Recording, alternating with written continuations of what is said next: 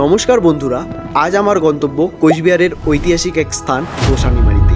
তবে কোনো রাজপ্রাসাদ নয়, আজ আমাদের গন্তব্য গড়কাটা মাসান বাবার সেই জাগ্রত মন্দির ও সেখানে গিয়ে পুজো দেওয়া।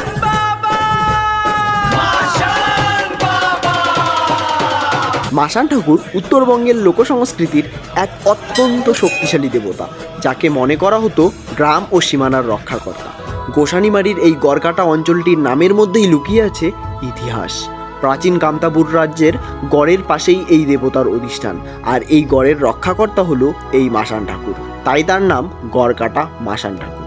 মাসান বাবার রূপটি বেশ উগ্র, কিন্তু ভক্তদের কাছে তিনি পরম দয়ালু এক অভিভাবক। বলা হয় শিশুদের রক্ষা করতে এবং কঠিন ব্যাধি থেকে মুক্তি দিতে মাসান বাবার চেয়ে জাগ্রত আর কেউ নেই। এখানে পুজোর নিয়মগুলি খুব সাধারণ, কিন্তু ভক্তি অপরিসীম। মাসান বাবার প্রিয় ভোগ হলো দই আর চিড়ে। বন্ধুরা, আমাদের পুজো দেওয়া শেষ, এখন আমরা মেলা ঘুরতেছি, আর বর্তমানে আমি রয়েছি এই রাজার গড়ে উঠতেছি। এটা ফার্স্ট টাইম আমি এটাতে উঠবো। চলো। তো এটা হচ্ছে রাজার গড়। এই রাজার গড়ের মধ্যে মেলা বসছে, অনেকগুলো দোকান, এটাই দেখাচ্ছি।